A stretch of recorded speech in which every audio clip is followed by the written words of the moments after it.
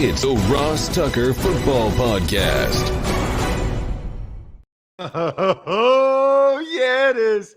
But it's not just any Ross Tucker Football Podcast. It is a Wisdom Wednesday with Greg Cosell. A lot to get to with the civilian GOAT. And we are always doing it presented by DraftKings. Speaking, by the way, of a lot to get to, how about just going over the Stephen Ross Dolphin stuff, the Deshaun Watson stuff? I mean, there's a lot of big news that happened after we finished talking to Booger McFarland on Monday. In fact, the Deshaun Watson suspension came down, 30, 45 minutes after Booger and I finished. We didn't know it would be that early on Monday morning. Tomorrow already will be the last Ross Tucker Football Podcast of the week. You can, of course, check out the College Draft, Fantasy Feast, Even Money. We've had a great week. Tomorrow, we're going to have Jason Horowitz. You may not know who that is, but you will soon. He is now the voice of the Las Vegas Raiders. Imagine getting hired to be the voice of the Raiders, which, by the way, we'll talk about Vin Scully a little bit later, who had some football tie-ins as well. But I just thought you guys would think it was cool to feel what it would be like to be hired as the voice of an NFL team, let alone a legendary NFL team. So Jason will join us tomorrow. We'll also have a Spread the Word winner via social media. Easiest contest I'm aware of. Just do it today. At Ross Tucker NFL, at Ross Tucker Pod. Just quote tweet, I love Greg. I never miss a Greg episode, whatever. And you have a great chance to win. Sponsors are amazing. Athletic Greens tomorrow. My Raycon earbuds today. In fact, I got them right next to me. I'm gonna hold them up while you guys watch on YouTube, youtube.com/Ross Tucker NFL. It's Big Show time. The Big Show. You know him. You love him. His name is Greg Cosell. He's been an NFL filmmaker for 43 years. I coined the nickname the Civilian GOAT because I think he's the greatest film watcher and evaluator of all time that never worked for an NFL team. And by the way, he's better than a lot of people that do work for an NFL. Just because you work for an NFL team once doesn't mean you're better than Greg. It just means he's better than everybody that hasn't. Okay, just so we're clear, there's plenty of guys that work for an NFL team for 2 years that don't know, what's the expression? Poop from Shinola or whatever. They don't know nearly as much as Greg knows. Put it that way. Greg, everybody is talking about Deshaun Watson and the suspension and what Roger Goodell will do in the NFL and whether they will appeal it, and they have until tomorrow and blah, blah, blah, blah, blah. That's not what I ask you. I feel like on some level, Greg, we have forgotten what kind of player he is. Honestly, we know he's good, okay? When I last recall us talking, I remember thinking you saying you thought like he played some of the best football of his career when the Texans went 4-12, which is really weird because of all the other years when the Texans would win double digits. Yeah. And I remember you thinking he was kind of up and down a little bit. So explain.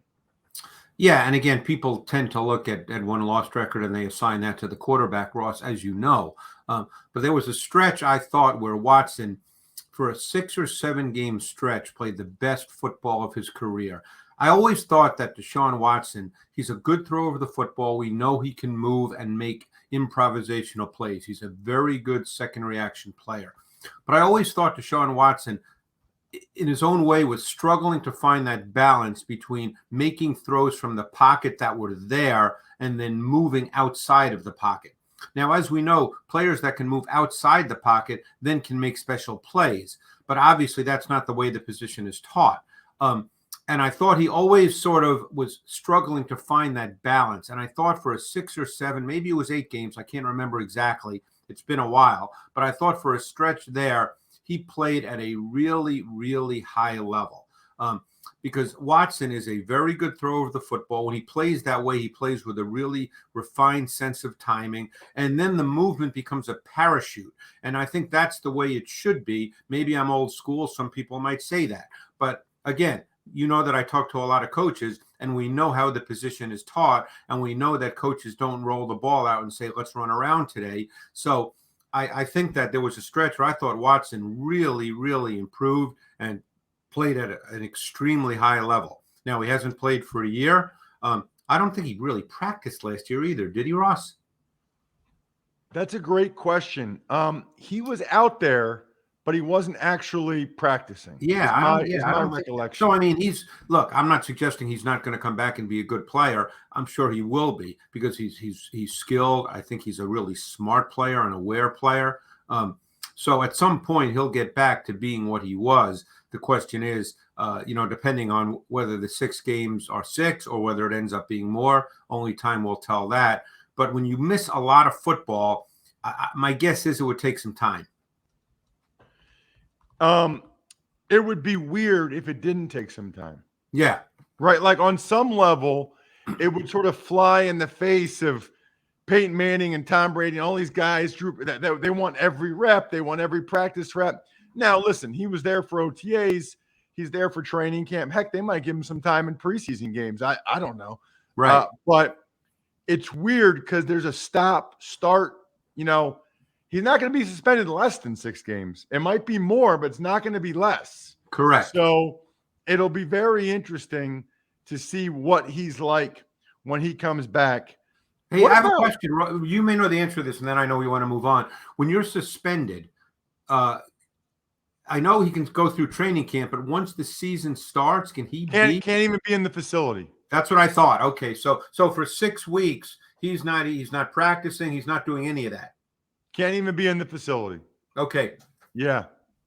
That's my understanding. Unless they changed that in the latest CBA, and I don't think they did. Can't even be in the facility, which is a whole other thing. I mean, when guys are hurt for that long, they're usually not in their best that first week they come back. I mean, especially at that position, it's such a timing and rhythm position. Again, it would be kind of weird, Greg, if let's say they up it to 8 games or 10. Let's just say it's 6 games. Let's say they keep it. That first game back, there's going to have to be some timing issues, right? Otherwise, what are we even doing out here? Yeah, because the first time he'll practice would be the week leading up to that game. Right. In his stead, Greg, will be Jacoby Brissett. Although I need to go back and look at this. I'm a little confused as to why the Browns traded Case Keenum to Buffalo and then signed Brissett when they knew Watson was going to miss a bunch of games. I don't really remember why they did that. Yeah, that I can't answer. But I mean, Jacoby Brissett's an interesting player. I kind of liked him coming out of North Carolina State. He's a big kid. He could throw it. The issue, and he moves well. The issue that he's always had in the league has been what I call elimination and isolation. You could see that Jacoby Brissett gets stuck in the pocket a lot without throwing the football. And that tells you that he's not seeing things clearly because there are throws to be made. Obviously, I've watched his tape over the years, but he just doesn't see it with the needed speed and the needed clarity. So he gets stuck in the pocket and ends up checking it down a lot or ends up moving a lot. But he just doesn't throw the ball down the field because for whatever reason, it's not there to him. And that's always been an issue for him in the league. And I think that's one reason, Ross, why he's never really lived up to what his talent looks like. There were times at North Carolina State where I thought he looked like, in the way in which he played, that he looked like a Ben Roethlisberger. Big kid, good arm, moved well, made those kinds of special plays where it seemed like he shed bodies and made throws. And I know he was, a lot of people liked him coming out because apparently he's a great, great kid too. But it just never worked for him in the league because I just don't think he sees it at the necessary speed and timing. All right, so I want to make sure you distinguish between these two. We hear you say a lot, Greg, that some of these guys don't take the throws that are there and they look to get out of the pocket. They look to get out and be second reaction. Now you're saying on some level, Brissett stays in the pocket too long, gets stuck in the pocket. I think I know what you mean. But listen, not everybody has played football or watched. I want you to distinguish between those two. Because on one hand, you're saying, well, Deshaun Watson and some of these other guys, Mahomes, leave the pocket too early. Now you're saying Brissett gets stuck in the pocket. Should he leave it earlier than he does? Well, as you know, Ross, every play call, every pass play has a route concept and a route combination. And you call plays with the idea that you anticipate a specific coverage. Now, you're not always going to get that coverage. So built into route concepts and combinations are throws that work against multiple coverages. And obviously the quarterback has to know what the coverage is so he knows where to go with the football. The great quarterbacks kind of figure that out before the snap a high percentage of the time. The Tom Brady's of the world, they know what the coverage is pretty much before the ball snapped. But sometimes you have to take the snap and take a step or two in your job, and then it becomes clear because defenses do disguise and they use late movement. But quarterbacks see that, and then they immediately know where to go with the football. There's two ways that quarterbacks respond to that when they don't quite get it, when the picture isn't as clear as they would like it to be, or when they don't feel that they have a throw. Some quarterbacks stay in the pocket and they try to figure it out. Okay, if you do that, more often than not, too much time passes, you get stuck, and bad things happen. Other quarterbacks, when they don't see it and figure it out, they leave the pocket because they can and they're good at it. And Deshaun Watson would fall into that category at times. Jacoby Brissett falls into the former category where he gets stuck. Even though he has good movement, he gets stuck. He just waits for it. He waits to see it. And if you have to wait, Ross, in this league, as you know, you're beat. There is no time to wait. You're right. dead. Okay, let's get into some of these receivers because I think this is interesting. Now, you and I don't talk money often, Greg. And as you say, the money is the money. The cap's going up. That's what guys are getting paid, etc. We get that. I get that. However, I do think it's interesting. It feels like there's been a little bit of a change, Greg. At some point, there was sort of a thought process that if you have a good system and a really good quarterback, there's kind of a bunch of receivers you could plug in and that offense would flourish, or that offense could function at a high level, right? You look at these contracts that these guys are all getting, Greg, it feels like that's changed. It feels like teams no longer think that's the case, that if you have a high-level quarterback, you have a good quarterback, you can function with the quarterback, with the receivers you have in a good system. They are paying big, big money for wide receivers. The latest since our last episode, DK Metcalf and Deebo Samuel. I guess before I get into any specific player, and maybe you can reference it talking with them, do you agree with sort of this trend? Do you agree with the philosophy of, boy, you really need one of these big name difference-making receivers? Well, and that's a really fascinating question because I think it depends on how you want to play. Like, I'll give you an example. I would say that when you watch the Rams offense, okay, the Rams offense to me is not built on a receiver winning one-on-one. We know Cooper Kupp set records a year ago, and we know he's a very good receiver. We've discussed him over the past year or so. But their offense is not built on, hey, we've got a big-time boundary X. He's going to win one-on-one. We're going to throw him the football. They don't play, let's say, the way the Saints used Michael Thomas when he played a couple of years ago and had big numbers where he predominantly lined up at boundary X, and you get a lot of one-on-one matchups and your receiver wins. The Rams are much more of a team that's schematic in how they go about their route concepts and their route combinations. Now, there's always some one-on-ones, no question. But there are teams that basically say, hey, we have our guys, we're going to line up. Like Mike Evans is a boundary X predominantly for the Bucs. He gets a lot of one-on-one matchups on the outside. Brady throws him the ball, and it's one-on-one. So it depends on how you play on offense. Obviously, everybody would agree that having better players is better than not having better players. That's a given. But we're also in a league where the ball is thrown an awful lot, and receivers are going to get targets and they're going to get receptions. So you have to decide, number one, what a receiver's skill set is, the best way to deploy him, and then how important he is in the context of your offense. I mean, I think we could all agree that Deebo Samuel is really, really important in the context of the 49ers offense. Now, it's a different debate as to whether we think Deebo Samuel is as good or better than Devontae Adams. That's a different question. But to the Niners, he is a really, really valuable player for reasons that I'm sure everybody knows. Well, I want you to expound upon that a little bit. I think people know, but it does seem like, I mean, clearly the Niners felt that way because he wanted out. Supposedly, they were not going to let it happen, and they gave him the kind. Why is he so important to what they do? And now it becomes a great question as to how their offense changes a bit with Trey Lance, because Trey Lance, to use a term that I've seen, is a +1 quarterback, meaning that he can give you second reaction plays, which Jimmy Garoppolo could not. And Lance also gives you the play action boot pass game, which Garoppolo couldn't give you. But for the most part, Kyle Shanahan's pass game is very, very rhythm based.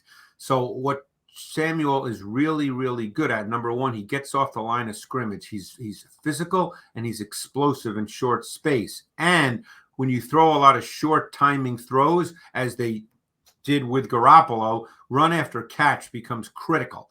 And run after catch is an absolute strength of Samuel's game. You know, Samuel would not be considered a true vertical dimension. You know, every receiver gets vertical once in a while, but you don't think of Deebo Samuel and say, boy, that guy can run. You know, he's physical, he's competitive, he's phenomenal run after catch. He can be used in motion, and the Niners use motion as much or more than any team in the league, and that's a critical piece of what they do. Now, motion is not only used in the pass game, it's used in the run game. As you know, that's a different discussion and a different question, but they use him a ton in motion. They get him free access off the ball. They want to get him the ball in space. We know they use him as a running back. So he fits very much what they do, Ross. What about DK Metcalf in Seattle, which I think is really interesting, Greg, because, I mean, Pete Carroll says they want to run the ball. Yep. We know what their quarterback situation is right now. Russell Wilson's gone, and yet in what appears to be a rebuilding year, they really prioritized DK Metcalf in Seattle. Yeah, I mean, you know, we know that Pete wants to play a certain way. He played that way with Russell Wilson. He's likely to play that way now. They drafted Kenneth Walker in the second round. They drafted Charles Cross, the left tackle, in the first round. They want to line up and be physical and run. That's the Pete Carroll philosophy. But you still have to throw it. Now, DK Metcalf came in the league, predominantly played boundary X. He's your classic big boundary X receiver. Single receiver to the short side of the field. You get a lot of one-on-one matchups. He's developed, but predominantly he is a movement receiver. Vertical routes, crossing routes, slant routes, glance routes. You want to get him the ball with his big body and his explosive movement. You want to get him the ball on the move. Now, they've started to move him around a bit more just as he's learned more, and they want to do other things because you don't want to just line up a receiver in the same spot every time. But he is uniquely talented at 6'4", 230 with that kind of explosive speed. There are not many guys like DK Metcalf. So it's not surprising that he gets signed because there's just not many like him. You know, I think that's a big miss by the NFL team. I mean, a lot of people passed on him, Greg, because the idea was that he wasn't a great route runner, right? Well, and you know, there's two things, and again, I'm not saying I'm right or wrong, Ross, okay? But there's two things when I hear people talk about when they evaluate receivers coming out of college, and they say, well, you know, he didn't run a complete route tree. That to me is a meaningless evaluation point because, first of all, even in the NFL, a lot of receivers don't run every single route. You know that. I mean, nobody runs necessarily every single route.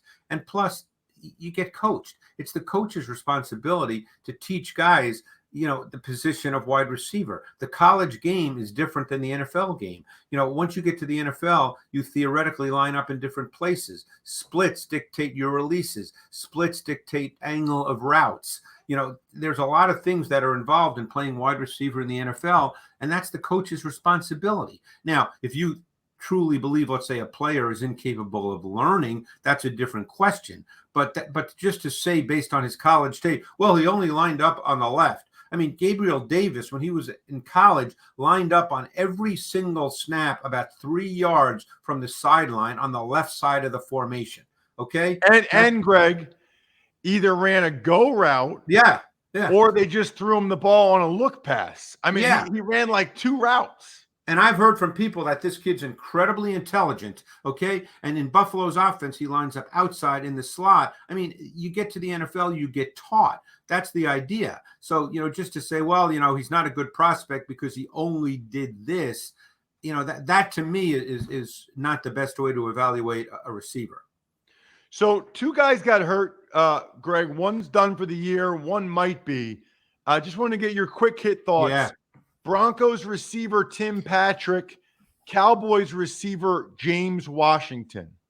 Yeah, Patrick is a player I really like, and I'm really sorry to see that because I was looking forward to their offense as a whole because you could argue from a skill position standpoint, they have everything you want. They had wide receivers, 2 good backs, tight ends that I think are on the come a little bit. And Patrick was sort of an unknown given that they had Sutton, that they drafted Judy in the first round, even KJ Hamler, who I guess will be back, and he becomes even more critical now because he'll be the number 3. It'll be interesting to see how they line up their players, and I think there'll be a lot of movement involved with how they do that. But Patrick was big. I thought he actually moved pretty good too, Ross. I mean, he could get vertical. So I think that's a big loss, a bigger loss than people might think. On the other hand, James Washington was important to the Cowboys, really. He hasn't done a whole lot in his career, but the Cowboys know that Gallup will not be ready early in the season. The next 2 guys, I think, are Simi Fehoko, who was a draft choice a year ago out of Stanford, big and can run, traits similar to Chase Claypool, and then who they drafted this year, Jalen Tolbert, 2nd or 3rd round, I can't remember. Third, but Tolbert is kind of a long, smooth, fluid athlete who, I think predominantly is an outside receiver. And I think those 2 guys, someone's going to have to be able to play very early and be some kind of factor.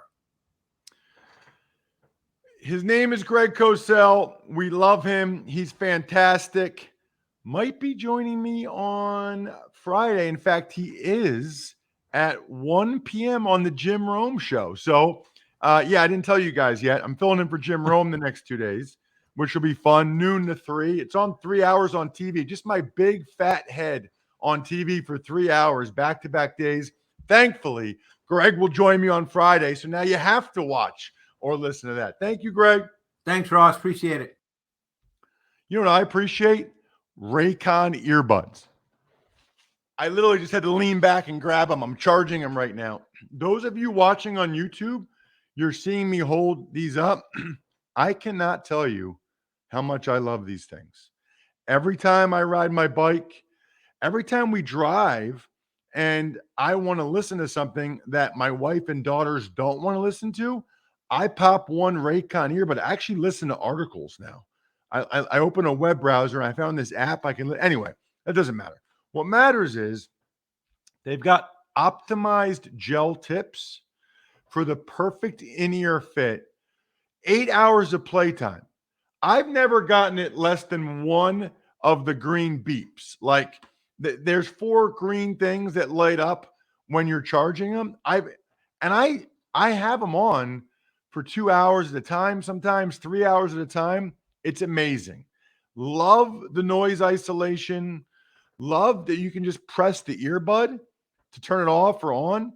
Go to buyraycon.com/Tucker today to get 15% off your Raycon order. That's buyraycon.com/Tucker to score 15% off. Buyraycon.com/Tucker. Tuck's Takes. All right, Ross, let's start today. The big news that came down yesterday, the NFL suspends Dolphins owner Stephen Ross 6 games and a day, fined $1.5 million, loses a 1st and a 3rd round pick after the Tom Brady / Sean Payton tampering investigations, but does not find any tanking per the accusations from former head coach Brian Flores. Well, geez, I mean, there's a lot to get to here.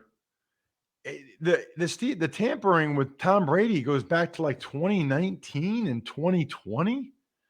This is a wild story.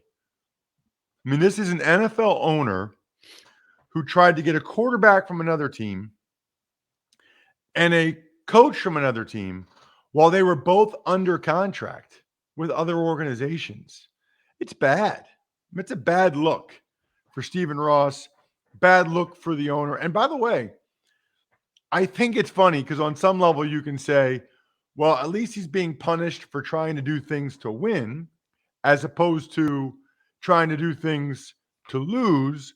They did find that he said something to Flores about getting $100,000 per loss. But they, as I had predicted, remember this? As I predicted, he said he was joking, which, by the way, even if he was, he's the boss. He's the owner. And there's always a little bit of truth to sarcasm, right? So he goes, I'll give you $100,000 per loss. Ha ha ha. That means he wants you to lose. Like, he's joking. Like, even if he is, here's my point. Even if he is joking, he's not. So I'm always a little bit skeptical of some of these NFL internal investigations because it feels like they sort of get the result that they are looking for sometimes. Tuck's Takes.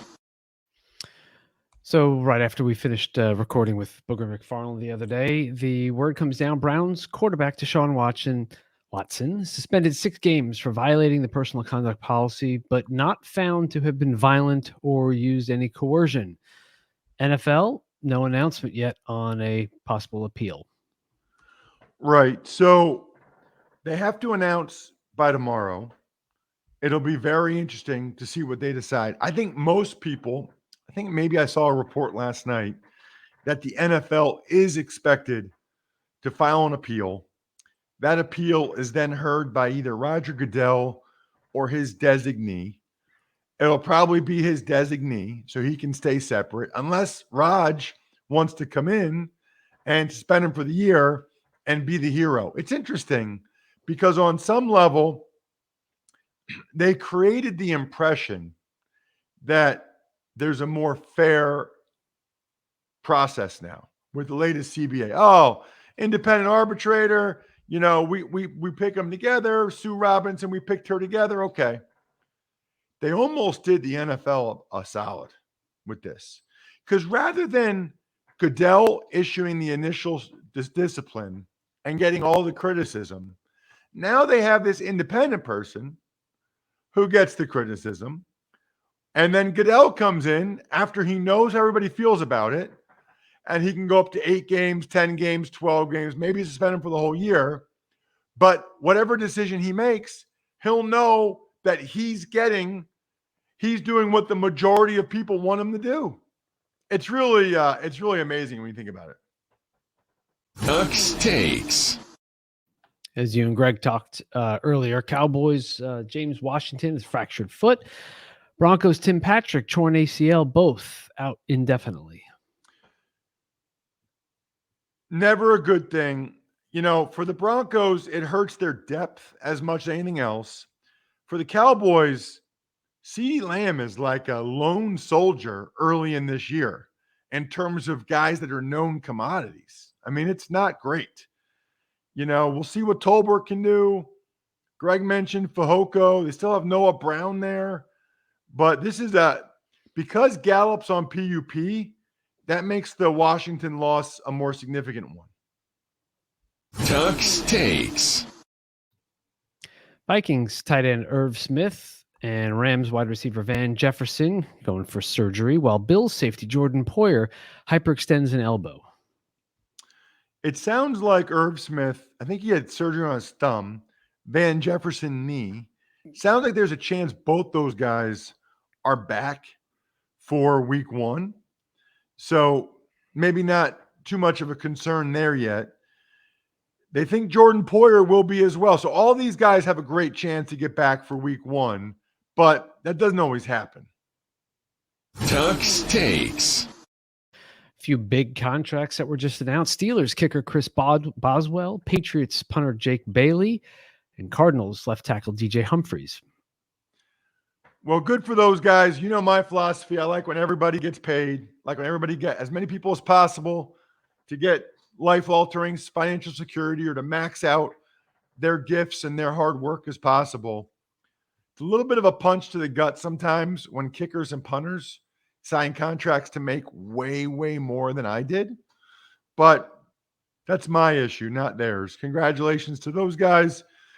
Make sure you check out Fantasy Feast today as Tears of Dolan roll on. There is no better thing to listen to get you ready for your fantasy football drafts than Tears of Dolan on the Fantasy Feast. Plus, we talked about how to bet on preseason games if you're interested, and some more season win totals, which is basically just teams that Kiev likes and doesn't like going into this year. Check me out on Jim Rome next couple days if you get a chance. Would love to get your feedback. Would love to have some of you guys actually call in. Why don't you call in on the number? We can actually chat live on the show. I'll take a bunch of calls. Make sure you tell the call screener you're a Ross Tucker podcast diehard. That'd be amazing. Shout outs go to Pizza Boy Brewing, Sporticulture, HumanHeadNYC.com, SteakhouseSports.com, Go-Bangles.com, and Evergreen Economics. I think we're done here. Thanks for listening to the Ross Tucker Football Podcast. Make sure to also subscribe to the Fantasy Feast, Even Money, Business of Sports, and College Draft. All available at Apple Podcasts, RossTucker.com, or wherever podcasts can be found.